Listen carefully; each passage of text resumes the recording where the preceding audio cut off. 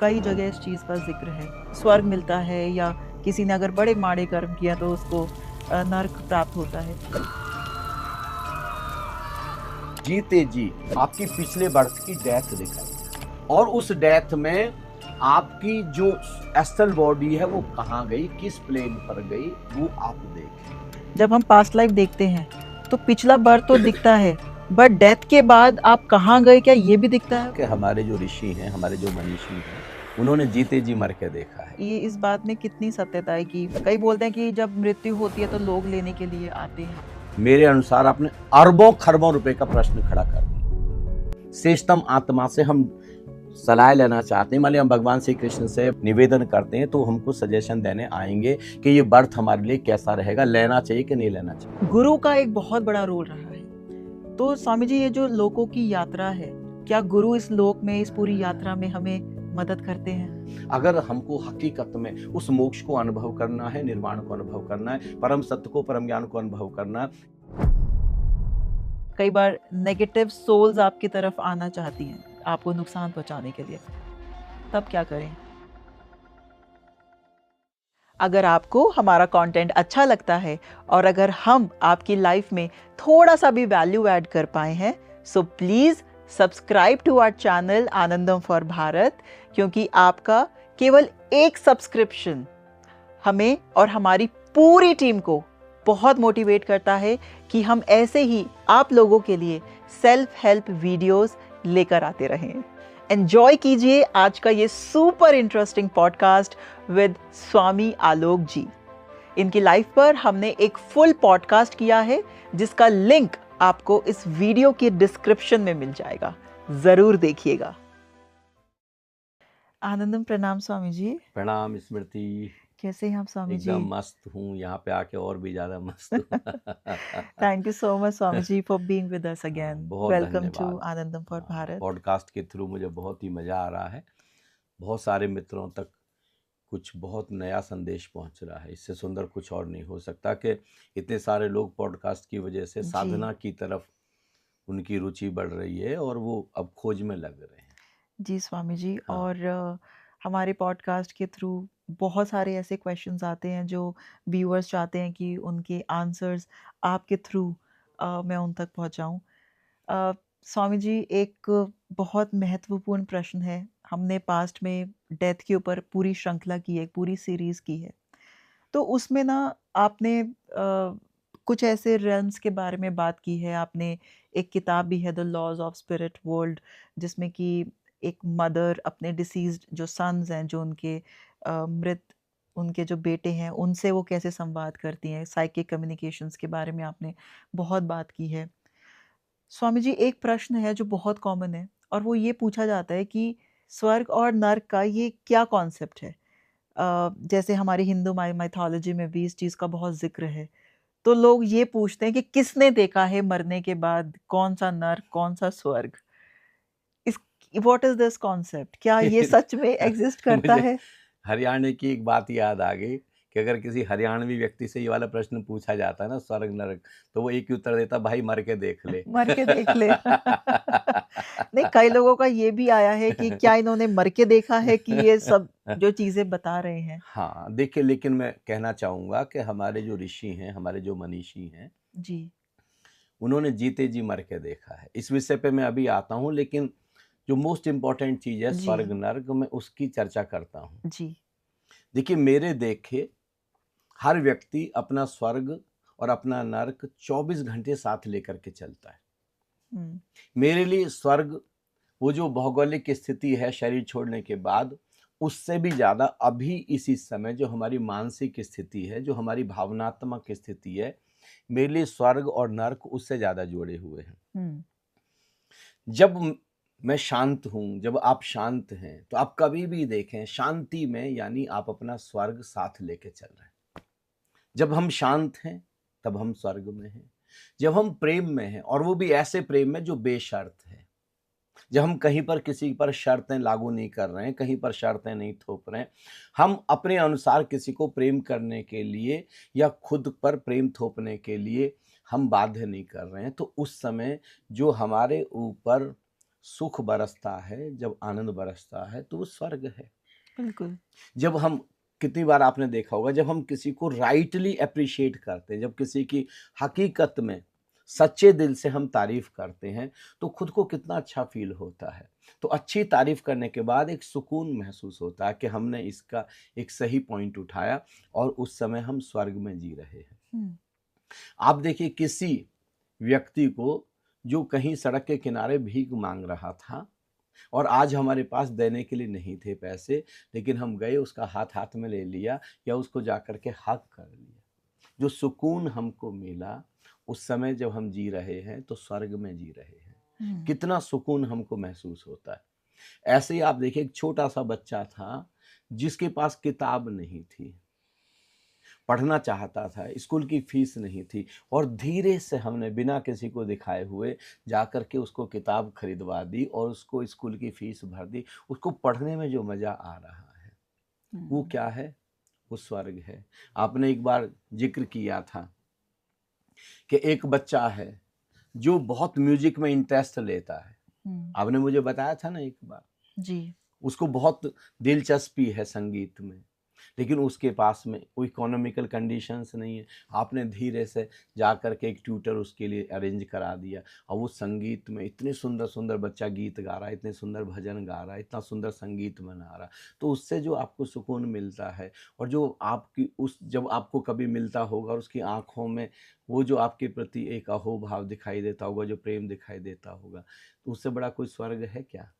जी, ऐसे ही जब हम किसी की टांग अड़ा करके किसी व्यक्ति को गिरा देते हैं, हम बेशक हंसते हों हुँ, उसके ऊपर, जब हम किसी की लेग पुलिंग करते हैं, जब किसी की निंदा करते हैं, चुगली करते हैं, शिकायत करते हैं, उस समय जो हमारे अंदर से नेगेटिव वाइब्रेशंस निकल रही है, इससे बड़ा नर्क और क्या हो सकता है? एक पहले मैं एक हकीकत की घटना आपको सुनाऊं जर्मनी की, उसके बाद में इस विषय पर हम खूब डिटेल में चर्चा करेंगे। मैं लोगों को कहना चाहता हूं, अपने सारे व्यूअर्स को कहना चाहता हूं, देखिए, किसी भी चीज को मानना नहीं है, जानना है।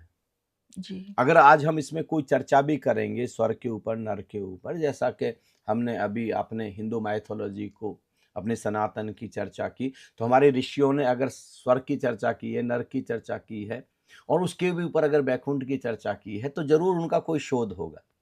हुँ, जरूर उन्होंने कुछ ऐसा वैज्ञानिक ढंग से जाना होगा जिसको उन्होंने बताया होगा, शायद हम उसको जान नहीं पा रहे। जैसे देखते हैं ना परियों की कहानी, हुँ, पहले, आज हमारे लिए परियों की कहानी कल्पना है, हुँ, लेकिन पहले वेदों के समय, उपनिषदों के समय, आज से हजारों लाखों साल पहले, जैसे सामने परियां आकर के बात कर रही हैं, यानी एंजल्स, हुँ, और आज हमारे लिए वो सारी की सारी कपोल कल्पनाएं हो गई हैं। जी, तो ऐसे ही बहुत सारी चीजें हैं, उनके अनुभव से आई हैं, और मैं भी आज जो भी बताऊंगा आपको अपने अनुभव से ही बताऊंगा। पहले एक हकीकत की घटना सुनाता हूं।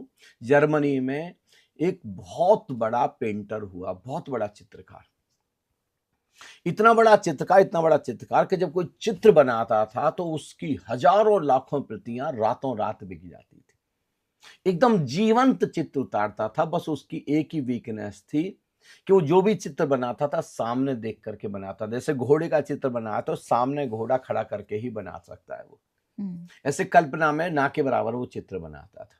हुँ, तो ऐसे कितने कितने चित्र उसने बनाए थे, और उसका इतना नाम था। एक बार उसको इच्छा पैदा हुई कि अरे, मैंने सुना है परमात्मा होता है, भगवान होता है, स्वर्ग होता है, तो मैं क्यों ना कोई एक कैनवास पर ऐसा चित्र बनाऊं किसी ऐसे इंसान का, जिस इंसान की आंखों में परमात्मा झांकता हो, जिसका उठना, जिसका बैठना, जिसका चलना, जिसकी एक एक भाव भंगिमा जिसे परमात्मा से मेल खाती हो, लगता हो कि धरती पर अगर स्वर्ग उतरा है तो इसी व्यक्ति के रूप में। क्या कोई ऐसा इंसान हो सकता है जो प्रेम की साक्षात प्रतिमूर्ति हो? क्या कोई ऐसा इंसान हो सकता है जो साक्षात आनंद हो, परम आनंद हो, जो खुद भगवान हो? तो ऐसे व्यक्ति की तलाश में निश्चित रूप से वो धार्मिक स्थानों पर गया, मंदिरों में गया, मस्जिदों में गया, गुरुद्वारों में गया, चर्चों में गया, उसको लगा कि इन धार्मिक स्थानों पर, इन तीर्थों पर ऐसा व्यक्ति मिलेगा, लेकिन वो संतुष्ट नहीं हुआ। ऐसा कोई व्यक्ति उसको ना मिला जिसको देखते ही लगे अगर परमात्मा कहीं पर होगा तो बस इस एक इंसान के रूप में होगा। बड़ा निराश हुआ, 3 साल तक खोजता चला गया, कहीं न मिला। तो एक दिन बड़ा निराश वो वापस लौट रहा था कि ऐसा कोई इंसान होता ही नहीं है। लेकिन संध्या समय, शाम के समय देखा उसने एक पहाड़ी पर कोई बैठा हुआ एक व्यक्ति बांसुरी बजा रहा है। क्या शानदार उसकी बांसुरी है, क्या उसमें एक मैग्नेटिक पुल है। वो खिंच करके उस तक चला गया। वो बस बांसुरी बजाने में मशगूल है। गायें चर रही हैं, बकरियां चर रही हैं। वो एक चरवाहा है, बस साधारण सा व्यक्ति है। उसके पास कपड़े भी नहीं है, बस छोटा सा कपड़ा, एक लंगोट है जो उसने बांध रखा है। इतनी सुंदर बांसुरी, ऐसा आनंद, इतनी मस्ती, वो इतने गहरे ट्रांस में चला गया। उसको सुनते सुनते घंटे भर तक सुनता ही चला गया। उसको देख करके उसको लगा अगर परमात्मा धरती पर होगा तो इसी व्यक्ति के रूप में होगा। अगर स्वर्ग कहीं होगा, अगर आनंद, परमानंद, अगर प्रेम साक्षात कहीं होगा तो बस इस व्यक्ति के रूप में होगा। जब बिल्कुल रात हो गई और उसने बांसुरी बजाना बंद कर दिया, अब उसको गाय ले जानी है अपने घर पर वापस, उसको बकरी ले जानी है, तो उसने कहा कि मेरे मित्र, क्या मैं तुम्हारा चित्र बना सकता हूं? तुम अपनी गायें चराना, तुम अपनी बांसुरी बजाना, बस मैं तो दूर से बैठ करके तुम्हारा चित्र बनाऊंगा। क्या तुम मुझे परमिशन दे सकते हो? क्या मुझे तुम ये इजाजत दे सकते हो? वो कहता मुझे तो कोई इससे कोई मतलब नहीं है, मैं तो अपनी काम करूंगा। अगर आपको चित्र बनाना है तो आप बनाएं। अगले दिन वो एक पूरा कैनवास लेकर के आया, बोर्ड लेकर के आया, ब्रश लेकर के आया, बहुत सारे रंग लेकर के आया। उसने चित्र बनाना शुरू किया। दिन, 2 दिन, 3 दिन, हफ्ते, 2 हफ्ते, 3 हफ्ते लगे, महीने, 2 महीने, 3 महीने लगे और चित्र बन के तैयार हो गया। इतना सुंदर चित्र, इतना सुंदर चित्र, उसकी हजारों हजारों जो कॉपीज थी वो रातों रात बिक गई। समय बीतता चला गया। इस बीच में 10 साल बीते, 20 साल बीते, 30 साल बीते। इसमें उस चित्रकार को अनुभव हुआ कि इस धरती पर केवल भगवान नहीं है, शैतान जैसी ताकतें भी हैं। केवल स्वर्ग नहीं है, नरक भी है। केवल प्रेम नहीं है, नफरत भी है, घृणा भी है। केवल शांति नहीं, इस जगत में बहुत अशांति भी, बड़ी बेचैनी भी है। इस जगत में केवल आनंद नहीं, बड़ा दुख भी है, बड़ी भयावह स्थिति भी है। तो उसको लगा कि चित्र मेरा पूरा नहीं हुआ। केवल भगवान का चित्र बनाया, शैतान का चित्र होना चाहिए। केवल स्वर्ग का चित्र बनाया, नरक का चित्र भी अगर बनता हो तब बात बनी। और वो एक ऐसे व्यक्ति की तलाश में निकला जिसकी आंखों से नरक की लपटें निकलती हों, जिसकी आंखों से घृणा ही घृणा दिखाई देता हो, जिसको देख करके लगता हो अगर नरक कहीं होगा, शैतान कहीं होगा तो इस व्यक्ति के रूप में होगा। तो वो बहुत सारी ऐसी शराब खानों में गया, बहुत सारी ऐसी जगह गया कि जहां पर कोई ऐसा व्यक्ति मिले, लेकिन नहीं मिला। ऐसे 6 महीने बीते, साल, 2 साल, 3 साल बीत गए। वो बड़ा निराश हुआ। तब अंततः उसको पता चला कि एक ऐसा व्यक्ति है जिसकी 3-4 महीने के बाद फांसी की सजा होने वाली है। उसने एक साथ बहुत सारे लोगों की हत्याएं की हैं। उसके जुर्म में उसको फांसी की सजा हुई है। वो दौड़ करके गया जेल में, जिस जेल में काल कोठरी में वो बंद था, बिल्कुल अंधेरे में, जिसकी अच्छे से सूरत भी दिखाई नहीं देती थी। डरते डरते उसने प्रवेश किया और हाथ जोड़ के प्रार्थना की कि उसको जब देखा, उसकी बढ़ी हुई दाढ़ी, उसकी आंखों में लपटें निकलती हुई नफरत की, घृणा की, उसको लगा कि नहीं, यही वो व्यक्ति है जो शैतान को प्रतिबिंबित कर सकता है, नरक को प्रदर्शित कर सकता है। उसने कहा मैं तुम्हारा चित्र बना सकता हूँ क्या? उसने कहा हाँ, निश्चित रूप से, मैं तो वैसे भी मरने जा रहा हूँ, शायद कोई काम आ जाए। कहते हैं फिर वो अगले दिन ब्रश लेके आया, पेंट लेकर के आया, फिर कैनवास लेकर के आया, फिर चित्र बनाना शुरू किया। वो व्यक्ति अपने तरीके से जेल में बैठा रहता, काल कोठरी में, वो चित्र बनाता रहता। 3 महीने लगे। 3 महीने बाद जब चित्र बन के तैयार हुआ, वो इतना नाचा, इतना नाचा, इतना नाचा कि आज उसका चित्र पूरा हुआ। दौड़ करके वो भगवान वाली तस्वीर जो उसने 30 साल पहले बनाई थी लेकर के आया। दोनों को एक दूसरे के सामने रखा। अब वो कभी इसको देखता, कभी इसको देखा, खुद ही विमोहित था कि कौन सा चित्र किससे ज्यादा बेहतर है, भगवान वाला कि शैतान वाला, स्वर्ग वाला या नरक वाला, प्रेम वाला या नफरत वाला, आनंद वाला या दुख वाला, पीड़ा वाला, संताप वाला। तब भी इसको देखते देखते देखता है कि कोई है जो सुबक सुबक करके बच्चों जैसा रो रहा है। उसको बड़ी हैरानी हुई कि यहाँ पर कौन रो रहा है, क्योंकि यहाँ तो एक खूंखार कैदी है, इसका तो रोने का कोई मतलब नहीं है, फिर रोता कौन है? जब बहुत गौर से देखा तो ये कैदी था जो रो रहा था। वो दौड़ करके उसके पास गया, कहा कि मेरे मित्र तुम रो रहे हो? उसने कहा कि तुम 3 महीने से मेरा चित्र बना रहे हो, मैं अब तक अपनी भावनाओं को दबा रखा, लेकिन जब तुम ये भगवान वाला चित्र लेकर के आए तब मैं अपने इमोशंस को सप्रेस नहीं कर सका और मेरे इमोशंस सरफेस पर आ गए और मेरा रोना छूट गया। मैं बिफर बिफर कर फूट फूट करके रोने लगा। बोले तुम क्यों रो रहे हो? उन्होंने कहा तुम शायद भूल गए 30 साल पहले जिस स्वर्ग का, जिस भगवान का चित्र तुमने, जिस प्रेम का, जिस आनंद का कैनवास पर उतारा था, वह चरवाहा मैं ही था। इस 30 साल में मैंने कैसे यात्रा करी, स्वर्ग से नरक की, भगवान से शैतान हो जाने की, प्रेम से नफरत होना की, घृणा हो जाने की, शांत से अशांत हो जाने की, आनंद से दुख हो जाने की, ये कैसी यात्रा की। ये जो घटना है ये हमको बताती है हम अपना स्वर्ग अपने आप निर्मित कर सकते हैं और अपना नरक हम अपने आप निर्मित कर सकते हैं। हकीकत तो ये है हम खुद ही स्वर्ग में जीते हैं और हम खुद ही नरक में। दिन में कई बार देखें आप, दिन में देखें हम कितनी बार, जब हम क्रोध में हैं, जिस पल में हम क्रोध में हैं, गुस्से में हैं, रिएक्शन में आग बबूला हो गए, नरक में है। जब किसी सुंदर सी स्त्री को देख के, किसी सुंदर से पुरुष को देख, जब हमारे अंदर बहुत काम वासना उठ गई है तो उस समय हम नरक में ही, नरक की लपटें ही जल रही हैं उस समय। और जब किसी को देख के बड़ी करुणा से भर गए, बड़े प्रेम से भर गए, कैसे इसकी मदद पहुंचाऊं, कैसे इस तक अपनी बात को पहुंचाऊं तब आप कितने आनंद में हैं, उस समय आप स्वर्ग में जी रहे हैं। अपना स्वर्ग अपना नरक हम 24 घंटे साथ लेके चलते हैं और दिन में कई बार स्वर्ग बदलता, कई बार नरक बदलता। हम चाहें तो अपने आप को ऐसा तैयार कर सकते हैं कि हम 24 घंटे स्वर्ग में जीते हों, हम 24 घंटे आनंद में, शांति में, प्रेम में जीते हों। अपने लिए हम ऐसे ट्रेंड कर सकते हैं। भगवान गौतम बुद्ध ने खुद को ट्रेंड किया है, भगवान महावीर ने किया। कितनी भी विषम परिस्थितियों में हमारे जो दशमेश हैं श्री गुरु गोविंद सिंह जी ने अपने आप को बैकुंठ में जीने के लिए ट्रेंड किया।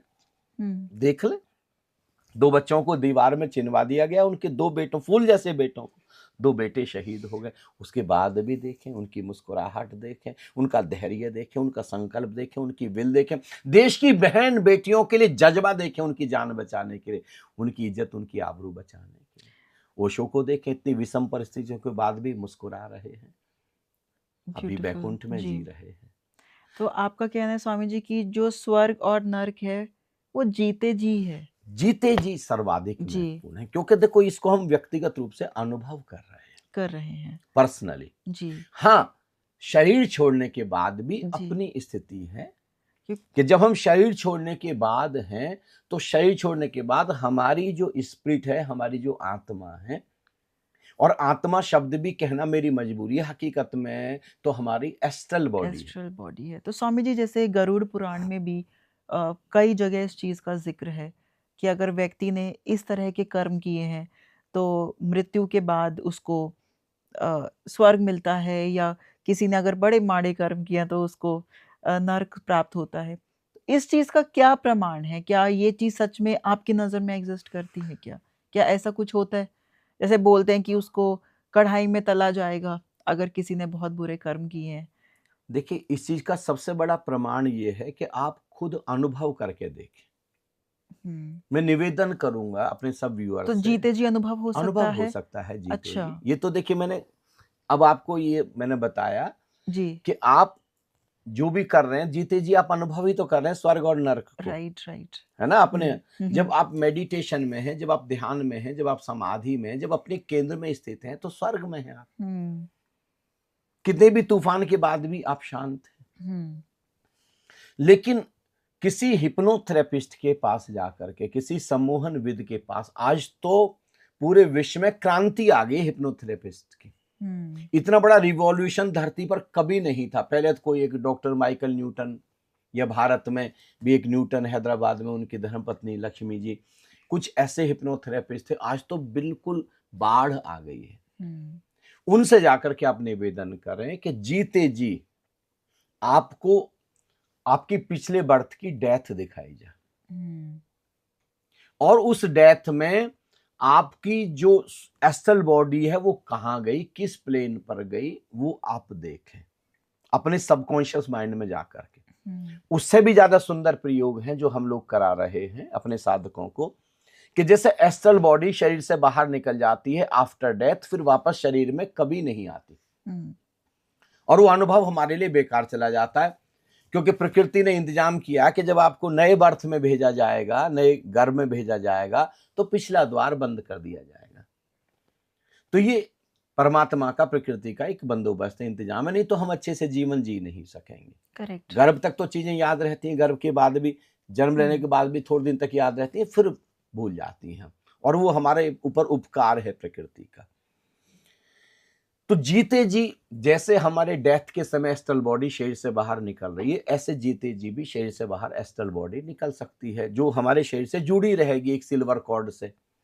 स्वामी ji, past life, sorry to interrupt, हाँ, बट मेरे मन में ये सवाल है कि जब हम पास्ट लाइफ देखते हैं तो पिछला बर्थ तो दिखता है, ये मैंने आपसे बहुत सुना है, बट डेथ के बाद आप कहाँ गए, क्या ये भी दिखता हाँ, है बिल्कुल उसमें? पता चलता है। देखो माइकल न्यूटन ने प्रूव कर दिया, अब तो अपने सैकड़ों पेशेंट्स, जो अपने पेशेंट्स का रूट कॉज खोज रहे थे, जी। तो उनके पेशेंट्स एस्ट्रल बॉडी में किसी अपर प्लेन पर चले गए, कहीं किसी दूसरे वर्ल्ड में चले गए, और माइकल न्यूटन ने देखा कि अरे ये क्या हो रहा है, और ऐसे सैकड़ों पेशेंट्स पर उन्होंने प्रयोग किए कि हमारी जो स्पिरिट है, हमारी जो आत्मा है, हमारा जो सूक्ष्म शरीर है, वो शरीर से बाहर निकलने के बाद कहीं जाता है, जिसको स्पिरिट वर्ल्ड बोलते हैं, आत्माओं का लोक बोलते हैं जिसको हम। तो और ये लाइव मास्टर के अंडर करना चाहिए हाँ, ये यूजुअली? देखिए इसको सेफ रहता है, सेफ वैसे तो रहता है। हिप्नोथेरेपिस्ट जितने भी हैं उनको ये ट्रेनिंग दी जाती है कि हर किसी को जिसको भी प्रयोग कराना है बिल्कुल सेफ प्रयोग, हम लोग भी जब कराते हैं तो सेफ प्रयोग कराते हैं। जो जितने भी हिप्नोथेरेपिस्ट हैं ज्यादातर वो प्रयोग कराते हैं पिछले बर्थ की डेथ के द्वारा। तो उस समय जब आप पिछले बर्थ में हैं, तो उस समय एक तरीके से आप एस्ट्रल बॉडी में, उस समय के एस्ट्रल बॉडी में हैं, तो उस समय जो भी स्पिरिट वर्ल्ड के रहस्य हैं, स्वर्ग क्या है, नर्क क्या है, कौन सा क्या प्लेन है, ये आप जान सकते हैं, क्योंकि उस समय जरा सा भी ख्याल जो भी हिप्नोथेरेपिस्ट बोलेंगे उसी समय आप वहीं पर पहुंच जाएंगे। लेकिन हम जो प्रयोग करा रहे हैं वो उससे भी थोड़ा सा अपग्रेडेड है कि आपकी एस्ट्रल बॉडी को ही शरीर से बाहर निकाल लिया, और वापस 1 घंटे बाद 2 घंटे बाद वापस फिर इसी फिजिकल बॉडी में फिर इंस्ट्रक्शंस दी, और आप फिजिकल बॉडी में आप आ गए। उस बीच में आप जान सकते हैं, और आप ये भी देख सकते हैं कि आपकी जो हायर सेल्फ है, जो आपका एस्ट्रल ऑर्डिनरी जो आपकी आत्मा है, वो किस प्लेन पर है। तो हमारे कर्मों के अनुसार जो हमने धरती पर कर्म किए हैं, जब हम पहली बार धरती पर, क्योंकि सबसे बड़ा प्रश्न जो उठता है वो ये उठता है कि पहली बार तो धरती पर सूक्ष्म शरीर आत्मा आई होगी, तब तो उसने कोई कर्म ही नहीं किया है। यस। तो उस समय फिर कैसे डिसीजन होगा। हकीकत में ये है कि जो स्पिरिट वर्ल्ड है वहां पर 7 वर्ल्ड हैं, 7 लोक हैं, है ना। तो उसमें जैसे पहला है, दूसरा है, तीसरा, चौथा, पांचवा, छठा और 7वां। देखिए 1 से लेके 6 तक स्पिरिट वर्ल्ड आता आत्माओं का लोक आता। जो 7वां है वो जो आपने कहा ना हिंदू माइथोलॉजी में, वो जो 7th है उसको हिंदू माइथोलॉजी में मोक्ष कहते हैं, बैकुंठ कहते हैं। उसको सिख माइथोलॉजी में उसको हम सचखंड बोलते हैं, संत कबीर की भाषा में उसको सतलोक बोलते हैं, और उसको अगर हम देखें इस्लाम की भाषा में तो उसको कहते हैं 7वां अर्श बोलते हैं, 7वां आसमान बोलते हैं, मतलब 7वें अर्श पर खुदा है, ऐसा वो बोल रहे हैं। करेक्ट। तो करीब करीब हर माइथोलॉजी में उसका कोई ना कोई जिक्र है। उसके नीचे जन्नत है, उसके नीचे दोजख है, इस तरीके से किया। तो जो पहला लोक, दूसरा लोक, तीसरा लोक वो नरक की श्रेणी में गिने हैं हमारे संतों ने। चौथा लोक सामान्य है, वो ना नरक में है ना स्वर्ग में है। चौथे हर किसी के 10 तल हैं, 0 से 1 तक एक फ्लोर हो गई, पहली फ्लोर तो ग्राउंड फ्लोर 0, फिर फर्स्ट फ्लोर हो गई, सेकंड, थर्ड, फोर्थ, 9th मतलब 10वां हो गया, लेकिन ये इस तरीके से लास्ट हो गया। तो हर लोक में 10 डिविजन है, ऐसा इस तरीके से सारे संतों के द्वारा देखा गया, और इसको हम भी देख सकते हैं। देखिए, मैं बार बार एक चीज पर जोर दे रहा हूं, मानना नहीं है, जानना है। मिनिमम 50% लोग तो कामयाब हो ही जाएंगे। जैसे घर में कोई पार्टनर है, पति पत्नी है, दोनों में से कोई एक तो जरूर, ज्यादातर चांस तो है कि दोनों ही कामयाब हो जाएंगे शरीर से बाहर निकल कर ये सारे राज देखने के लिए, जो अपने अनुभव से जान पाएंगे। और जिस समय ये राज देख लेंगे आप, तो आपके जीने का ढंग ही बदल जाएगा। आपकी जो लिविंग स्टैंडर्ड है वो स्पिरिचुअली इतनी अपग्रेडेड हो जाएगी कि जो छोटी छोटी गलतियां आप संसार में कर रहे हैं, वो गलतियां करना ही बंद कर दें। अचानक एक प्रज्ञा का जन्म होगा, अचानक एक इंटेलिजेंस आपके ऊपर बरस जाएगी, अचानक एक अंडरस्टैंडिंग आएगी, अचानक आपका जो ग्रोथ लेवल है वो किसी और ही स्तर पर पहुंच जाएगा। करेक्ट। आप कहीं और होंगे, साधारण व्यक्ति नहीं रह जाएंगे आप फिर। और मैं कहता हूं दुनिया के हर व्यक्ति को प्रयोग करना चाहिए। कोई दो लोग, कोई जो दो इंटीमेट फ्रेंड्स हैं, उनमें से कोई एक तो जरूर चला जाएगा। और ये विशेष रूप से जो रात को सपना देखते हैं, और जो लोग इमेजिन कर सकते हैं, जो लोग थोड़ी सी भी कल्पना कर सकते हैं, विजुलाइज कर सकते हैं, वो बहुत आसानी से स्पिरिट वर्ल्ड में छलांग ले सकते हैं, जा सकते हैं, और ये सारे के सारे राज देख सकते हैं। और हमको देखना चाहिए। जो फोर्थ वर्ल्ड है, जो चौथा लोक है, धरती जैसा है, वहां अंधेरा भी है, वहां पर उजाला भी है। 12 घंटे अंधेरा, 12 घंटे उजाला है वहां पर। तो उसको हम, वहां मनुष्य योनि शुरू होती है उसके 5th प्लेन से, यहां से। तो जो जैसे लोग प्रश्न करेंगे कि अभी कभी तो पहली बार जन्म लिया होगा, जब पहली बार आपने डिसाइड किया, हकीकत में आपकी सोल को, आपकी एस्ट्रल बॉडी को वहां पर 4th वर्ल्ड में रखा गया, 5th प्लेन पर। अब आपको वहां से 5th प्लेन से 6th पर जाना, 4th वर्ल्ड में 7th पर जाना, 8th पर जाना, 9th पर जाना, फिर वहां से 5वें वर्ल्ड पर जाना, 5वें लोक में, फिर वहां से 6ठे लोक में जाना है। कोई जरूरी नहीं कि आपको बर्थ लेना है। It is not a compulsion. सारी आत्माएं किसी ना किसी काम में लगी हुई हैं, उन सबको कोई टास्क दिए। जैसे यहाँ पर स्कूल्स है ना, जैसे यहाँ पर कॉलेजेस हैं, यहाँ सब बच्चों को पढ़ाया जाता, लोगों को सिखाया जाता, ट्रेनिंग दी जाती है। ऐसे स्पिरिट वर्ल्ड में भी हमारे एस्ट्रल बॉडी को, हमारे सबकॉन्शियस को अपग्रेड करने के लिए भी वहां पर भी ट्रेनिंग स्कूल्स है, वहां पर भी स्कूल्स हैं। आप अगर एक अच्छी सोल है तो आपको ये टीचिंग जॉब वहां पर मिल सकती है।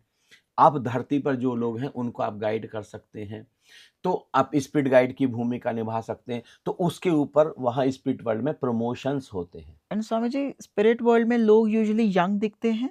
जैसे अगर मान लो 86 में वो विदा हुए हैं, तो क्या ऐसा कुछ यूजुअली क्या कॉन्सेप्ट होता है? ऐसा नहीं? देखिए, कोई व्यक्ति 90 की एज में विदा हुए, हाँ जी, और उन्होंने अगर बहुत ही डिवाइन कर्म किए, बड़े दिव्य कर्म किए, बड़े बहुत ही लोगों को उन्होंने बहुत अपग्रेड किया है, अपलिफ्ट किया, लोगों की बड़ी मदद की है, तो अब वो हायर प्लेन पर जाएंगे, और वो 90 साल का व्यक्ति अचानक 30 साल जैसा दिखाई देगा, एकदम यंग दिखाई एकदम देगा। यंग दिखाई देगा। जो जितनी अपग्रेडेड सोल है, वो शरीर छोड़ने के बाद उतनी ही ज्यादा यंग दिखाई देगी।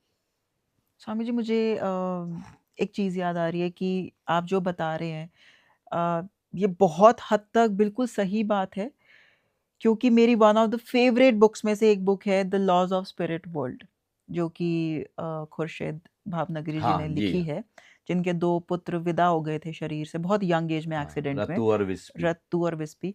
तो उसमें स्वामी जी उन्होंने उनसे कम्युनिकेशन किया है, कुछ साइकिक कम्युनिकेशन के थ्रू उन्होंने जाना है कि लोग, ये जो पूरा स्पिरिट वर्ल्ड है ये कैसा दिखता है। तो उसमें एक चीज़ है कि उनका एक बेटा उनको ये बोलता है कि माँ, जो कर्म नीचे धरती पे बहुत अच्छे कर रहे थे, जो हमें लग रहा था कि बहुत अच्छे कर्म कर रहे हैं, बट ऊपर की दुनिया में उनको बहुत नीचे का रेल्म मिला हुआ है। तो उन्होंने पूछा वो कैसे? तब उन्होंने बताया कि जो वो अच्छे सत्कर्म कर रहे थे, वो लोगों को दिखाने के लिए कर रहे थे। देखिए, अब बड़ा आपने ना, मेरे अनुसार आपने अरबों खरबों रुपए का प्रश्न खड़ा कर दिया। मतलब इससे कॉस्टली मेरे लिए कोई क्वेश्चन नहीं है जी। मोस्ट एक्सपेंसिव क्वेश्चन है।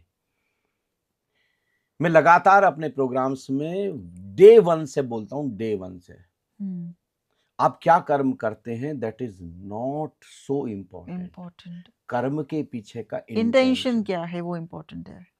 उसको मैं बोलता हूं पर्पज। यस। जैसे देखिए, हम लोग कहते हैं ना बहुत सारे वर्ड्स को हम सिनोनिम, जब मैं जाता हूँ, लोग प्रोग्राम लेता हूँ तो लोगों से पूछता हूँ व्हाट इज योर एम, हाँ। What is the objective of your life, तो लोग बताते हैं, कोई कहता है बच्चा आईएएस बनना, कोई आईपीएस बनना, किसी को आईआईटी चेन्नई में जाना, किसी को आईआईटी मुंबई में जाना, किसी को आईआईटी दिल्ली में जाना है, और किसी को आईपीएस बन जाना है। तो ऐसे ऐसे किसी को बहुत बड़ा बिजनेसमैन जी। बनना है, और किसी को बहुत बड़ा किसान बनना, किसी को साइंटिस्ट बनना है, किसी को डॉक्टर बनना, ये सारे एम बताते हैं, ऑब्जेक्टिव बताते हैं। फिर मैं कहता हूँ what is the purpose behind this है, तो कहते हैं, वो हैरान हो जाते हैं कि अरे हद हो गई है, पर्पज यही तो है हमारा, आईएएस बनना, आईपीएस बनना। मैंने कहा नहीं, पर्पज और एम, वो कहते हैं दीज वर्ड्स आर सिनोनिम्स। मैं कहता हूँ नो वर्ड इज सिनोनिम, कोई पर्यायवाची होता ही नहीं। देखिए, मैं आपको एक उदाहरण से देता हूं, जब हम शिव के ऊपर चढ़ाने जाते हैं, उसको जल कहते हैं कि पानी कहते हैं? जल। हम कहते हैं शिव पर हम जल चढ़ाने जा रहे हैं। जब हम सूरज को सुबह अर्घ देते हैं तो क्या बोलते हैं? सूरज को जल दे रहे हैं। माँ कहती है बेटे सूरज को जल दे दो, या माँ कहती है सूरज को पानी दे दो? जल। जब हम पितरों को देते हैं कि जाओ गंगा में जाओ, और पितरों को क्या देना, अर्पित करना है? जल। गंगा का जल अर्पित करना। जिस पानी में आस्था जुड़ गई, विश्वास जुड़ गया, श्रद्धा जुड़ गई, प्रेम जुड़ गया, भक्ति जुड़ गई, वो पानी क्या हो गया? जल हो गया। सिनोनिम नहीं है। जैसे भोग के बाद खाना खाना नहीं, प्रसाद प्रसाद बोलते हैं, देखिए जी, है ना। आप कहीं पर भी किसी संत के आश्रम में जाए, वहां पर उसको भोजन नहीं बोलते, हम क्या बोलते हैं? प्रसाद। वहां पर जो हमारी भावना है, एक भक्ति जुड़ गई। देखिए कितनी साधारण, आप किसी गुरुद्वारे में चले जाए, है ना, वहां भोजन नहीं बोला जाए, लंगर, लंगर, प्रसाद। देखिए वही साधारण सी रोटी और साधारण सी दाल, प्रसाद, क्या स्वाद है उसका, क्या आनंद है उसका। ऐसे ही एक हमारा एम है, एक हमारा पर्पज है। जब दो बच्चे हैं, दोनों का एम क्या है, दोनों का ऑब्जेक्टिव क्या है? आईएएस बनना, आईपीएस बनना। डिफरेंस पर्पज में, क्या पर्पज हो सकता है, क्या इंटेंशन हो सकता है? एक का इंटेंशन, एक का पर्पज है कि आईएएस बन के, आईपीएस बन के इतना रौब होगा, मेरे हाथ में इतनी शक्ति होगी, अपने तरीके से पूरे डिस्ट्रिक्ट को मैं नचा पाऊंगा, और कम से कम 10 पीढ़ियों के लिए धन जमा कर पाऊंगी, मैं धन जमा कर पाऊंगा। ये उसका पर्पज है। एम है आईएएस बनना, पर्पज क्या है? धन कमाना। पर्पज क्या? शोहरत कमाना, और लोगों को अपनी उंगली के इशारे पर नजर, पावर अपने हाथ में लेना। दूसरा भी बच्चा आईएएस और आईपीएस बनना चाहता है, लेकिन उसका जो पर्पज है वो बिल्कुल डिफरेंट है। वो पर्पज उसका क्या है कि एक साधारण व्यक्ति के रूप में मैं देश को बदलना चाहता हूं, डिस्ट्रिक्ट को बदलना चाहता हूं, ट्रांसफॉर्मेशन लाना चाहता हूं, रूपांतरण लाना चाहता हूं, मैं कुछ करना चाहता हूं, बहुत बड़ा करना चाहता हूं मनुष्य जाति के लिए। एक साधारण व्यक्ति के रूप में लोग मेरी बात सुनेंगे नहीं। लेकिन अगर मैं डिस्ट्रिक्ट कलेक्टर हो जाऊं, अगर मैं डीआईजी डीजीपी हो जाऊं, तो फिर ये हजारों स्कूल, हजारों यूनिवर्सिटीज मेरे लिए द्वार खुल जाएंगी। अब मैं अपनी बात को अच्छे से कह सकूंगा, और देश में एक रूपांतरण ला सकूंगा, देश को एक आकाश जैसी ऊंचाई दे सकूं। दोनों आईएएस, एम दोनों का एक है, लेकिन पर्पज दोनों का इंटेंशन अलग अलग। लेकिन जब दोनों ये अपने अपने काम करेंगे, 30 साल, 40 साल, 50 साल, जब ये शरीर छोड़ के जाएंगे, तो दोनों एक अलग अलग प्लेन पर जाएंगे। जो आप कह रहे हैं ना, ये भी आईएएस है, ये भी आईपीएस है, हो सकता है इनका रुतबा, इनका और ज्यादा हो, क्योंकि इनके आसपास, क्योंकि इनको तो संसार देखना है, 10 गाड़ी आगे चल रही है, 10 गाड़ी पीछे, इनका रुतबा ज्यादा है, और इस व्यक्ति का रुतबा ज्यादा नहीं है। ये तो स्कूल्स में घूम रहे हैं, कॉलेज में घूम रहे हैं, तो लोगों को बदलते घूम रहे हैं। ये तो एक साधारण चीज, हो सकता है चप्पल ही पहनते हो, श्री एस जयशंकर की तरह। हमारे एक रेल मिनिस्टर थे पहले, वो बिल्कुल एक साधारण, बिल्कुल आप उनको देखें, गोवा के जो चीफ मिनिस्टर थे, जो बाद में हमारे रक्षा मंत्री बने, पर्रिकर जी, साधारण चप्पल में, साधारण स्कूल पर, स्कूटी पर, लेकिन उनका पर्पज तो बड़ा हाई पर्पज था उनका। तो आप क्या काम कर रहे हैं? हो सकता है अब आपके सामने 10 करोड़ शिष्य हैं, और आप संत हैं, आप राम कथा कर रहे हैं, आप कृष्ण कथा कर रहे हैं, और बहुत सुंदर करते हैं, लोग झरझर आंसुओं से रोते हैं जब आप राम के बारे में कथा सुनाते। आपका इंटेंशन क्या, पर्पस क्या है? सच में लोगों को राम के गुण पहुंचाना, या अपने लिए धन इकट्ठा करना, अपने लिए शक्ति। जब आपके सामने 10 करोड़ शिष्य होंगे, तो प्रधानमंत्री भी आएंगे आपके सामने झुकेंगे, गृह मंत्री भी आएंगे आपके सामने झुकेंगे, पूरा देश आपके सामने झुकेगा। लोग आपके सामने ऐसे नतमस्तक होंगे। आपका इंटेंशन क्या है, वो है? इंटेंशन नोट हो रहा है 24 घंटे। आपने एक नाम सुना होगा ना, आकाशिक रिकॉर्ड, नाम सुना है ना? एब्सोल्युटली। जब जहां पर हमारी हायर सेल्फ रह रही है, हमारे एक सोल का एक नेम होता है ना, तो वहां हमारा सबकॉन्शियस या हमारा स्पिरिट गाइड डेली हमारे 24 घंटे का रिकॉर्ड वहां पर लिखता है, उसको बोलते हैं आकाशिक रिकॉर्ड। और आजकल तो आकाशिक रिकॉर्ड को पढ़ने वाले कितने लोग धरती पर आ गए। जी। बहुत ही दुष्कर, बहुत कठिन है। मतलब ऐसा नहीं आकाशीय रिकॉर्ड पढ़ा, लेकिन अगर हमारा कांटेक्ट हमारे स्पिरिट गाइड से हो जाए तो आकाशिक रिकॉर्ड को आसानी से जाना जा सकता है, क्योंकि स्पिरिट गाइड के पास हमारा पूरा, जब से हम करोड़ों साल से अस्तित्व में, तब से लेके अब तक का सारा आकाशिक रिकॉर्ड है। ये इंटेंशन हमारा, जैसे एक डॉक्टर है देखिए, है ना, कोई कार्डियोलॉजिस्ट बनता है, कोई ब्रेन का स्पेशलिस्ट बनता, न्यूरो सर्जन बनता है। हमारा इंटेंशन क्या है? कार्डियोलॉजिस्ट बन करके बहुत धन कमाना, इतना बड़ा नर्सिंग होम, इतना बड़ा एम्पायर खड़ा कर देना, या सच में लोगों की जान बचाना, लोगों को दिल बख्शना, कैसे ऑपरेशन टाला जा सकता है, कैसे स्टंट नहीं टाली जा सकती है, तो वो व्यक्ति पूरी कोशिश करेगा इसका ऑपरेशन कैसे टाला जा सके, इसके पैसे कैसे बचाए जा सके, इसको कैसे हेल्दी बनाया जा सके। इसका ये इंटेंशन है। और एक का इंटेंशन क्या है? किसी तरीके से भी डराओ, लेकिन तीनों आर्टरीज में स्टंट डालो, किसी तरीके से भी डराओ, वाल्व इनको बदलो, किसी तरीके से भी डराओ, इनको बाईपास सर्जरी करो, ये ब्रेन की सर्जरी करो। वो आपका इंटेंशन रिकॉर्ड हो रहा है। दो लोग हैं, दोनों प्रधानमंत्री, भारत में देख लें आप, प्रधानमंत्री की रेस में प्रधानमंत्री बनना चाहते हैं। एक का इंटेंशन है कि मुझे देश में क्रांति लानी है, देश को विकसित देश बनाना, देश को आकाश जैसी ऊंचाइयों पर लेकर के जाना है, देश को एकजुट करना है, ये जातियों की दीवारें, संप्रदायों की दीवारें मुझे गिरानी, ये इंटेंशन है, ये पर्पज। एक है कि प्रधानमंत्री बन जाऊंगा, मेरे हाथ में शक्ति होगी, अपने हाथ अपने तरीके से पूरे विश्व को, पूरे भारत को नचाऊंगा और स्विस बैंक में भर दूंगा पैसा ले जाकर, इतना धन, इतना प्रॉपर्टी में कमा। दोनों का इंटेंशन, दोनों की जब डेथ होगी तो दोनों की जो हायर सेल्फ है, दोनों का जो ये सबकॉन्शियस है, एस्ट्रल बॉडी है, उसका प्रमोशन इंटेंशन पर डिपेंड करेगा। तो कई बार धरती पर बहुत बड़े बड़े लोग दिखाई देंगे, इतने बड़े नामी ग्रामी लोग। तो स्वामी जी कौन डिसाइड करता है? दो, मुख्य रूप से दो लोग डिसाइड करते हैं, दो फैक्टर्स डिसाइड करते हैं। एक तो हमारा सबकॉन्शियस माइंड और एक हमारा स्पिरिट गाइड, कि आपको कौन से लोक में लेके जाना है। कहीं पर कोई ऐसा बही खाता लेकर के यमराज नहीं बैठे हुए हैं कि आपका बही खाता, अरे साहब इनको यहाँ पर लेके जाओ, इनको के बीच में, कहीं बीच में टेबल डाल करके बड़ी धारणा है ना, हमारी फिल्मों में भी दिखाया जा रहा है, मैं तभी आपसे पूछ रही हूँ, यमराज के पास लेकर के, जैसे ही डेथ होगी, जैसे ही आप शरीर से बाहर आए, immediately your subconscious will decide किस प्लेन पर आपको जाना है, क्योंकि सबकॉन्शियस में सब कुछ रिकॉर्ड हो रहा है। और स्वामी जी क्या ये इस बात में कितनी सत्यता है कि कई बोलते हैं कि जब मृत्यु होती है तो लोग लेने के लिए आते हैं आपको, ये सच है? ये सच है। देखिए, स्पिरिट गाइड की एक फुल प्रूफ अरेंजमेंट होती है।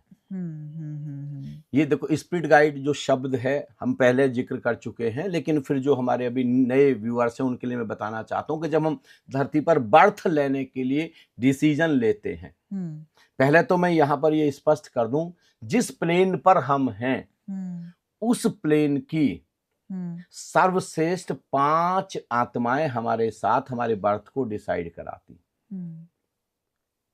मिनिमम, जैसे ऋतु और वस्पी 3 कह रहे हैं, लेकिन मेरा जो अनुभव है, जो मैंने लोगों को प्रयोग कराए हैं, वहां पर 5 सोल्स हैं जो हमारे डिसीजंस में मदद करती हैं।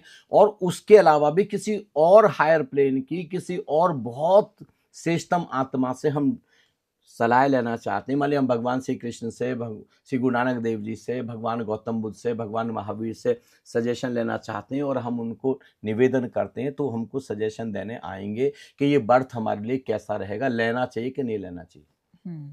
पहले तो ये चीज़ है कि जो हमने बर्थ लिया है, इट इज़ आवर डिसीजन, हमारे ऊपर ये डिसीजन थोपा नहीं गया है। वो जो स्पिरिट वर्ल्ड है, आत्माओं का लोक है, वो पूरा करुणा पर, फ्रीडम पर आधारित है। आपके ऊपर कुछ भी फोर्स नहीं किया जाएगा, सब कुछ डिसीजन आपको करना है। और मुख्य चीज जो आप डिसाइड करते हैं वो आपकी मदर है। ओके। जो मेन फैक्टर है। आपकी मदर डिसाइड करते हैं आप कि इस बर्थ में क्या क्या चीजें होंगी, सारा आपका निर्णय होता है। हम्म। फिर जब आप माँ के गर्भ में आएंगे तो आपको स्पिरिट वर्ल्ड की तरफ से एक आत्मा आपके साथ नॉमिनेट की जाएगी, जो आपकी केयर करेगी। उसके पास आपका पूरा आकाशिक रिकॉर्ड होगा। आपको एक मिशन दिया जाएगा, एक टारगेट दिया जाएगा कि इस मिशन को आप पूरा करके लौटेंगे। आपको कुछ लर्निंग्स लेनी है, कुछ टीचिंग्स आपको दी जाएगी, कुछ ट्रेनिंग आपको दी जाएगी, और उस ट्रेनिंग को देने के लिए कुछ स्ट्रगल्स, कुछ चैलेंजेस आपकी लाइफ में दिए जाएंगे, क्योंकि बिना चैलेंजेस के, बिना राइज स्ट्रगल्स नहीं के आप कर सीख नहीं पाएंगे। पाएंगे। लेकिन कई बार हम उस स्ट्रगल्स में टूट जाते हैं, हमको लगता है ये क्या हो रहा। दरअसल दिक्कत क्या है कि हम चाहते हैं हमारा जीवन पूरा स्मूथ चलता रहे। आप देखिए, कभी किसी पेशेंट को लेकर के आप अगर हॉस्पिटल में गए हो तो डॉक्टर ईसीजी करते हैं, तो बेस्ट ईसीजी कौन सा माना जाता है? बेस्ट ईसीजी जिसमें ज्यादा अप डाउन्स हैं, मतलब ऐसे, यानी कि हार्ट बहुत अच्छे से ढंग से काम कर रहा। और जो अगर कोई ऐसा ईसीजी जिसमें अब बस फ्लैट, तो डॉक्टर कहेंगे कि बस डॉक्टर गॉड। कहेंगे अब गए काम से राम नाम सत्य होने वाला है, बस इनकी तैयारी करिए, घर ले जाइए। डॉक्टर क्या कहेंगे? अब इनको घर ले जाइए, बस तो 2-4 घंटे के मेहमान हैं, अब ये विदा होने वाले। जी। तो लाइफ में अप डाउन्स आते हैं हमारी प्रोग्रेस के लिए, हमको कुछ सीखने के लिए, लर्निंग देने के लिए। वहां पर उनमें हमको कुछ सीखना, वो हमारी ट्रेनिंग चल रही है, लेकिन हम उसको बड़ा दूसरे ढंग से देखते हैं, हम उसमें टूट जाते हैं। हम बल्कि परमात्मा को ही खोजना शुरू कर देते हैं, बल्कि वो कृपा हो रही है, उसकी ग्रेस है, उसकी आशीर्वाद बरस रहे हैं, क्योंकि हमको कुछ सिखाना चाहता है।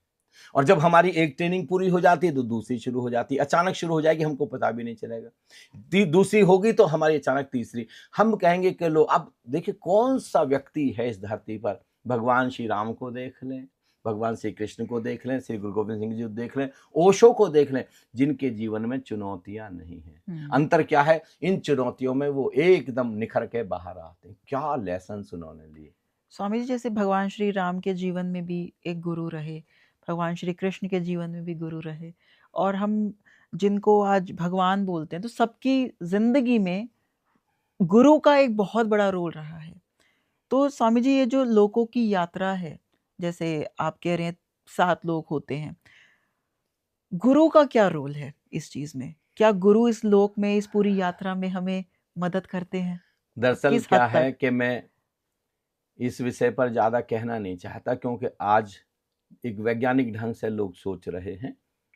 लेकिन मैं सब लोगों से एक निवेदन करना चाहता हूँ, मैथ्स की किताबें धरती पर मौजूद हैं। पहली कक्षा की सारी किताबें, नर्सरी की, एलकेजी की, यूकेजी की सारी किताबें मौजूद हैं। उसके बाद भी हम बच्चे को किसके पास भेजते हैं? टीचर के पास। हम कहते हैं बच्चे को कि बेटे किताब पढ़िए तो सीख ले, अपने आप किताबों से पढ़ नहीं। ले। छोटी छोटी पहली कक्षा बच्चा टीचर से सीखता है, दूसरी कक्षा टीचर से तीसरी, चौथी, पांचवी, छठी, टीचर्स बदलते जाते हैं। हम बचपन से लेकर के जब तक पीएचडी करते हैं तब कम से कम 1000 टीचर बदल डालते हैं। कितने टीचर से हम ट्यूशन रख लेते हैं। धर्म में जानते हो हमको कितना बड़ा ईगो बीच में आ जाता हो, और सारे लोग हमको यही सिखा रहे हैं। माना के वेद में परमात्मा के बारे में, प्रकृति के बारे में एक से एक बेहतरीन चीजें हैं। माना कि श्रीमद् भागवत गीता में धर्म के सब राज हैं, बाइबल में है, कुरान शरीफ में है, श्री गुरु ग्रंथ साहब में है। लेकिन वो बिल्कुल मैथ्स की किताब की तरह है कि कोई टीचर है जो उसको हमको आसान बना सकता। ऐसे ही स्पिरिचुअल ग्रोथ को सारे ग्रंथों में वो सब लिखा हुआ हीरे मोती हैं, लेकिन उन हीरे मोती हमको पहुंचा सकता है, वो खजाना हम तक पहुंचा सकता है, जिसको संत मीराबाई कहती हैं, पायो जी मैंने राम रतन धन पायो जी। मैं तो यहां तक बोलता हूं कि संसार में भी अगर आपको प्रोग्रेस करनी है तो मेंटर रखिए आप। अगर आपको बिजनेस में भी राइज करना है, आपके जीवन में जितने बेहतरीन से बेहतरीन मेंटर होंगे, जितने बेहतरीन से बेहतरीन, सुंदर से सुंदर गाइड होंगे, मार्गदर्शक होंगे, आप उतना ही ज्यादा प्रोग्रेस करेंगे। धर्म में तो बिना स्पिरिचुअल मास्टर के जर्नी इतनी आसान हो ही नहीं सकती। ओशो जैसा शख्सियत भी जानते हो क्या कहती हैं? ओशो कहते हैं मैंने कितने कितने जन्मों में कोशिश की कि मुझे कोई गुरु ना बनाना पड़े। ओशो खुद बोल रहे हैं इस चीज को। और उसकी वजह से मेरे कितने साल ऐसे वेस्ट चले गए। इसलिए तुम पहले कदम पर अगर कोई गुरु बना सकते हो तो बनाओ, जो तुमको एक ओंकार सतनाम से जोड़ दे, सत्य से जोड़ दे, निराकार से जोड़ दे, निरंकार से जोड़ दे, जो उस परम सत्य की ओर तुम्हारा हाथ पकड़ के ले जाने के लिए तैयार हो जाए।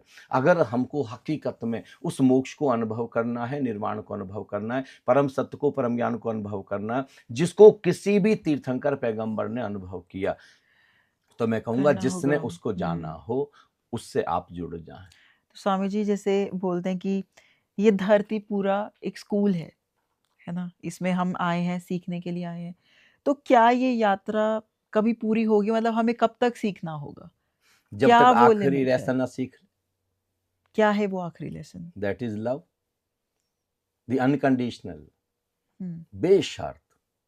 लव किसके लिए? देखिए, एक उदाहरण से मैं समझाता हूं तो समझ में आ जाएगा लव किसके लिए। एक रात की रानी का फूल खिला हुआ है, देखा ना, रात की रानी का पेड़, सुगंध बरसती है। तो रात की रानी के बगल से कुत्ता गुजरता है, तो रात की रानी उसको लात मार के भगा देती है कि हम कुत्तों को गंध नहीं देंगे। कोई बहुत भला मानुस, बहुत अच्छा इंसान अगर गुजरता है तो पकड़ के बैठा लेती है कि आओ, हम तो केवल ईमानदार लोगों को ही सुगंध देते हैं। बेईमान व्यक्ति वहां से गुजरेगा, नालायक व्यक्ति वहां से गुजरेगा, दुष्चरित्र व्यक्ति वहां से गुजरेगा तो उसको लात मार के भगा देगी कि उसको भी सुगंध देगी रात की रानी। कोई भी फूल जब खिल गया है तो चाहे ईमानदार गुजरे, चाहे गरीब गुजरे, चाहे अमीर गुजरे, प्रधानमंत्री वहां से गुजरता हो, चपरासी वहां से गुजरता हो, वो जो फूल है सबको बराबर सौंदर्य और बराबर सुगंध देगा। वो किसी को भी लात मार के भगाने वाला, और किसी को भी पकड़ के नहीं, अरे तुम तो प्रधानमंत्री हो, बस बैठ जाओ यहाँ पर, हम तो केवल तुमको ही सुगंध देने के लिए पैदा हुए, ऐसा नहीं कर। बराबर सुगंध उसकी चलती है सबके लिए। और अगर कोई भी ना हो, ना प्रधानमंत्री हो, ना चपरासी हो, ना अमीर हो, ना गरीब हो, ना स्वस्थ हो, ना बीमार हो, कोई भी ना हो, तब भी रात की रानी के फूल से सुगंध बरसती है कि नहीं बरसती? जिस दिन हमारा रात की रानी के गुलाब के फूल की तरह, जिस दिन गेंदा की तरह हमारा प्रेम का फूल खिल जाएगा, सबके लिए बराबर, पूरी कायनात के लिए। बट स्वामी जी एक प्रश्न और आ रहा है मन हाँ। में, अगर हमने ये स्टेट अचीव कर ली है, love for all and equal love, कई बार ऐसा होता है स्वामी जी कि ना कुछ नेगेटिव सोल्स को हम अट्रैक्ट कर लेते हैं, या फिर कभी कभी, या ऐसे क्या बोल सकते हैं कि कई बार नेगेटिव सोल्स आपकी तरफ आना चाहती हैं बिकॉज आप अपने किसी फायदे के लिए, अपने किसी आपको नुकसान पहुंचाने के लिए, तब क्या करें? देखिए, बहुत सारे लोग फायदा उठाएंगे आपका। और मैंने ये चीज़ देखी है स्वामी जी, जब इंसान स्पिरिचुअली एवॉल्व होता है ना, तो उसकी एनर्जीज इतनी पॉजिटिव होती हैं कि ना चाहते हुए भी कुछ सोल उसके साथ ऐसी अटैच देखिए, हो उस जाती हैं। समय दो तरीके से आप काम कर सकते हैं। जी। एक तरीका तो ये है कि आप पूरी तरीके से प्योरली एक्सेप्टेंस में आ जाएं, अरे सब खेल चल रहा है, हुँ। आनंद भाव से लें, क्या हो जाएगा, लोग 10-20 लाख रुपए का फायदा उठा के चले जाएंगे, उठा लेंगे। सिर्फ मॉनेटरी नहीं स्वामी जी, इमोशनल तौर पे भी। इमोशनल तौर पर भी, इमोशनल तौर पर भी देखिए, हम प्रेम में जी रहे हैं, उस समय बिल्कुल एकदम बेशर्त प्रेम में जी रहे हैं, इमोशनल हम ब्रेकडाउन नहीं होगा हमारा कभी भी। हुँ। अगर इमोशनल ब्रेकडाउन हो रहा है तो प्रेम की उस स्थिति में हम पहुंचे नहीं हैं अभी तक। वो जो सुप्रीम स्टेट है प्रेम की, जहां पर जीसस पहुंच गए हैं, जहां पर बाबा नानक, संत कबीर पहुंच गए, जहां पर ओशो पहुंच गए हैं, जहां पर श्री गुरु गोविंद सिंह जी पहुंच गए हैं, जहां पर भगवान श्री कृष्ण जिस स्टेट को अचीव कर लिए हैं, प्रेम की उस सुप्रीम अवस्था पर, जहां पर भगवान श्री राम रावण को भी उतना ही प्रेम कर पाते, और कितने उनसे भी कितने शीलवान ढंग से बोल पाते हैं, इसलिए वो भगवान श्री राम, इसलिए भगवान श्री कृष्ण है। वो कंस को भी नफरत नहीं कर पाते हैं, श्री गुरु गोविंद सिंह जी औरंगजेब को भी नफरत नहीं कर पाते हैं, उनको भी उतने ही प्रेम से देख पाते हैं। उस सुप्रीम स्टेट में पहुंच गए, तब हम कभी भी ऐसा महसूस नहीं करेंगे। लेकिन हाँ, संसार में हमको जीना है तो सुंदरतम तरीका यह है कि हम खुद को प्रोटेक्ट करके रखें, इतना समझदार बने कि लोग हमारा फायदा ना उठा सके, इतना इमोशनली आप बिल्कुल वीक ना हो जाएं। उसके लिए मैंने आपको एक फॉर्मूला दिया था एक पॉडकास्ट में कि अपनी बुद्धि और अपने हार्ट, अपने माइंड और अपने हार्ट दोनों को सामंजस्य में लाइए, इक्विलिब्रियम में लेकर के आइए। तो थोड़ा सा उस समय ऐसा ना हो कि केवल हृदय, आप उनकी करुणा के लिए, उनके प्रेम के लिए ही आप कर रहे हैं ऐसा, कि वो इतने चालाक बन रहे हैं, तो हम कम से कम इतना तो समझें कि वो हमारे साथ गेम खेल रहे हैं, चालाकी खेल रहे हैं, इतना तो समझें हम। क्योंकि देखिए, अगर किसी गलत चीज का हम विरोध नहीं कर रहे हैं तो वह चीज भी गलत है। बिल्कुल, बिल्कुल गलत हाँ। है। स्वामी जी, कई बार कुछ कर्म ऐसे होते हैं जो हम अनजाने में कर देते हैं। हम्म, हमारी इंटेंशन गलत नहीं होती, बट ना चाहते हुए भी हमसे कुछ ऐसे कर्म हो जाते हैं, या ऐसा भी बोल सकते हैं कि जब हम अपनी टीनेज में होते हैं या जब हम कॉलेज में होते हैं, जब हम इतना स्पिरिचुअली इवॉल्व नहीं होते, इंटेंशन हमारी गलत नहीं होती, बट किसी के प्रभाव में आके कुछ चीज़ें हम ऐसा कर देते हैं, कुछ ऐसे कर्म हमारे ऐसे बन जाते हैं। तो क्या उसका भी भुगतान हमें करना जब पड़ता हम है? बहुत अबोध हैं तब उनको रिकॉर्ड में नहीं लिया जाता, जब बिल्कुल अबोध हैं, याद रखिएगा। जी। लेकिन जब हम थोड़ा थोड़ा समझते हैं और उसके बाद भी उसके गलत कर बाद रहे भी हैं, वो अगर सब गलत चीजें करते रिकॉर्ड हैं। में आ रही है। ओके। अबोध के लिए तो ये है कि बाद में जब हम बड़े हुए, हमने रियलाइज किया, तो उसके लिए हम दिल से प्रायश्चित करें, प्रायश्चित करें। दिल से हम क्षमा जी, मांगे कि उस जी, समय हमारी समझ नहीं थी उसे। जी। तो हमको फिर उसकी जगह थोड़े से कुछ लेसन्स दे दिए जाएंगे। हुँ, थोड़ा सा हमको शरीर के तल पर, मन के तल पर थोड़ा सा कष्ट होगा, जिसको हम बहुत हुँ, जल्दी पार कर जाएंगे। लेकिन हुँ, उसमें हमारा इंटेंशन, हम तो छोटे से बच्चे थे, हमको समझ ही नहीं थे। हुँ, लेकिन आप बड़े हो गए, अब आपको समझ होगी, फिर भी आप गलत कर रहे हैं। जानबूझ करके आप किसी का दिल तोड़ रहे हैं, जानबूझ करके आप किसी का रिश्ता तोड़ रहे हैं, जानबूझ करके किसी के बिजनेस को आप नीचे की तरफ गिरा रहे हैं, इंटेंशनली ये सब कर रहे हैं। तो तो ये तो चीज आप, बेसिकली जैसे आपने पहले बोला कि इंटेंशन मैटर करती है, हाँ, कि अगर आपकी इंटेंशन गलत नहीं है और अगर हो जाता है अनजाने में, तो उस चीज़ की माफ़ी है। हाँ, वो माफ़ी का खाता है उस चीज़ का। देखिए, जैसे किसी से आपने पैसा लिया, हाँ जी।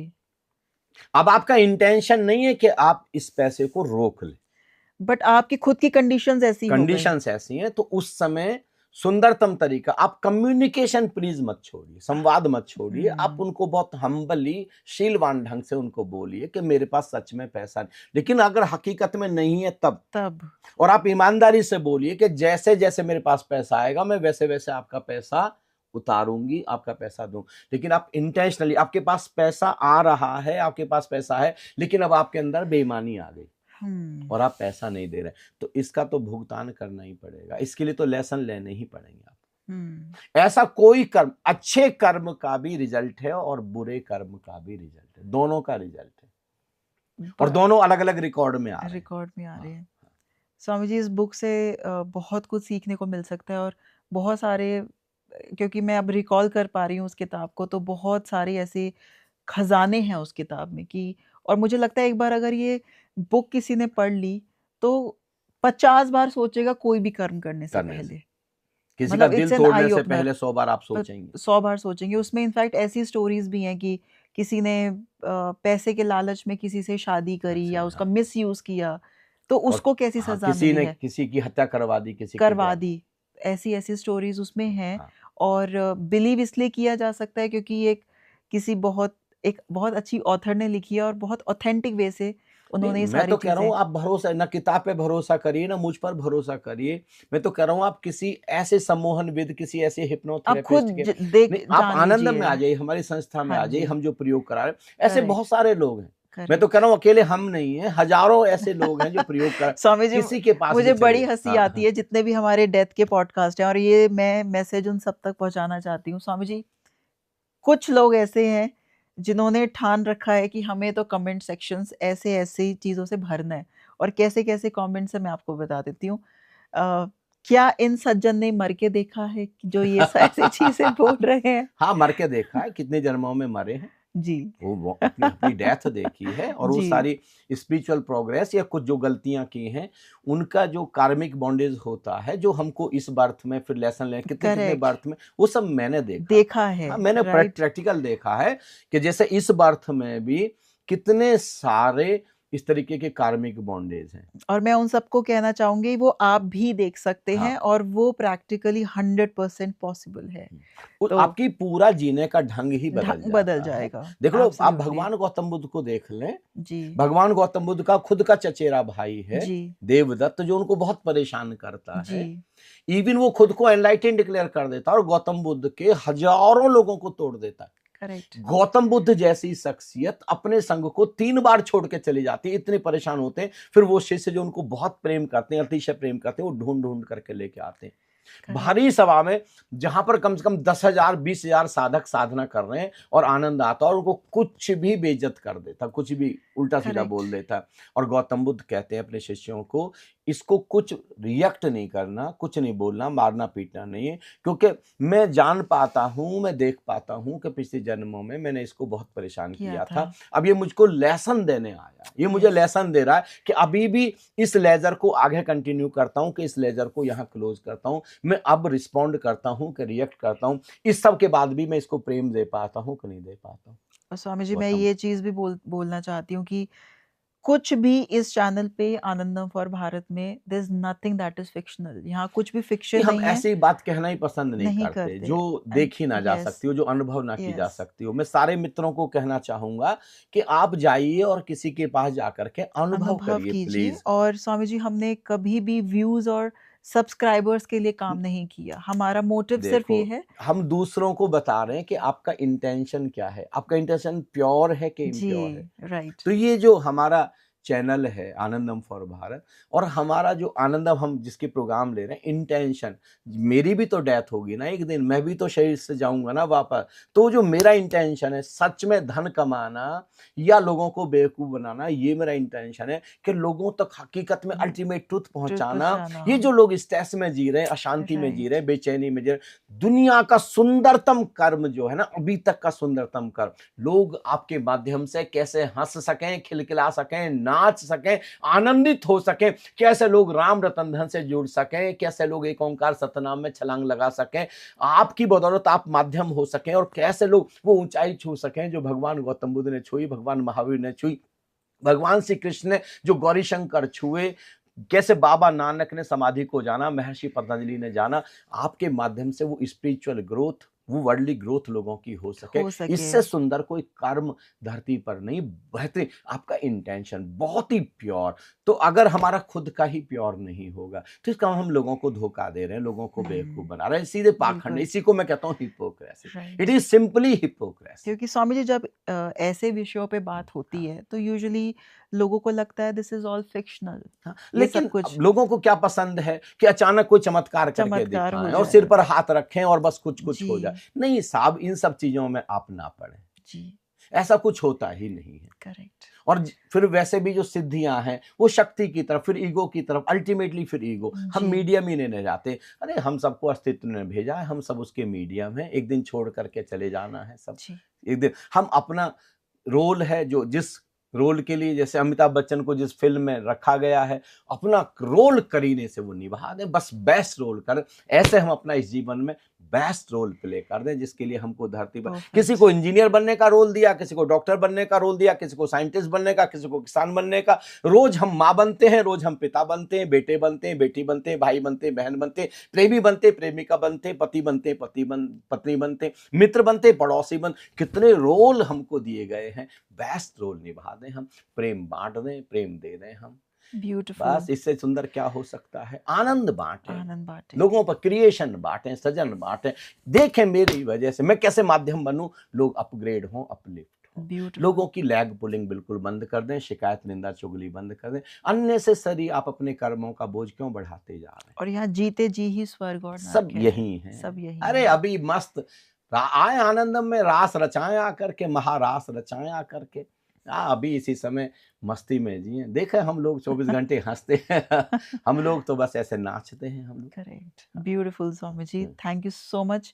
और क्वेश्चंस बहुत सारे हैं स्वामी जी, और हो सकता है हम इसका पार्ट 2 भी जल्दी लेकर आए, depending upon the questions that we get. हाँ, विशेष रूप से मैं सारे व्यूअर्स को बताना चाहता हूँ, नेक्स्ट टाइम हम कभी इस पर पॉडकास्ट करेंगे।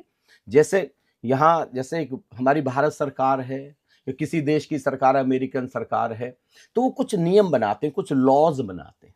करेक्ट है ना। जब हम उन नियमों को तोड़ते हैं तो अपराध उनको बोलते हैं, उनको गुनाह बोलते हैं, उनकी सजा दी जाती है कि साहब, जज साहब सजा सुनाते हैं कि इसने इस अपराध किया तो इसको 10 साल की सजा, इसको 20 साल की सजा, इसको उम्र कैद की सजा, इसको फांसी की सजा है, ऐसे हमने बनाए हुए। ऐसे ही स्पिरिट वर्ल्ड के कुछ लॉज हैं, कुछ नियम हैं, जब हम उनको तोड़ते हैं तो वो पाप कहलाते हैं, पाप कहलाते फिर हम हैं। डिग्रेड होते हैं। तो मैं चाहूंगा कि कभी हम पॉडकास्ट इसके ऊपर करेंगे, द लॉज ऑफ स्पिरिट, कौन कौन से नियम है, ये अस्तित्व के कौन कौन से नियम हैं, कैसे हम उन नियमों को ऊपर चले हम। ब्यूटीफुल। तो मैं कहूंगा इसको प्लीज, मेरी बात को मानना नहीं है, जानना है, अनुभव करना। मेरे ऊपर बिल्कुल भरोसा नहीं करें, आप जाएं और मैं तो कहता हूं आप खुद आकर के दुनिया को ये राज बताएं। सारा स्पिरिट वर्ल्ड, चौथे लोक में भी चले जाएं, 5वें, 6ठे, 7वें में सब देखा है, उसके ऊपर भी देखा है, उसके नीचे भी, तीसरे दूसरे पहले को देखा है, और आकर के दुनिया को ये राज बताएं। हजारों लोगों को आप खुद प्रयोग बनाएं। मैं तो कहूँगा आप खुद एक दिन खुद हिप्नोथेरेपिस्ट हो जाए। डॉक्टर न्यूटन देखो खुद हिप्नोथेरेपिस्ट हो गए, अपने मरीजों पर करते करते प्रयोग। Beautiful Swami ji, thank you so much for this beautiful मुझे एनलाइटनिंग बहुत अच्छा पॉडकास्ट। लगा, बहुत मजा आया Smriti, thank you, lot of thank thanks. You so much Swami ji. परमात्मा ने, संतों ने माध्यम बनाया हुआ है, मीडियम बनाया हुआ है, इससे बड़ी कृपा और क्या हो सकती है। सच उसका में। ग्रेस दिन रात, मैं सुबह जगने से रात सोने तक भी ग्रेटिट्यूड करता हूँ। हर सेकंड के हर 100वें हिस्से में भी हम धन्यवाद करें तब भी धन्यवाद कम पड़ जाए। बिल्कुल Swami ji. Thanks, thank you so thanks. Much, thank you so much. आनंदम प्रणाम। प्रणाम, आनंदम प्रणाम।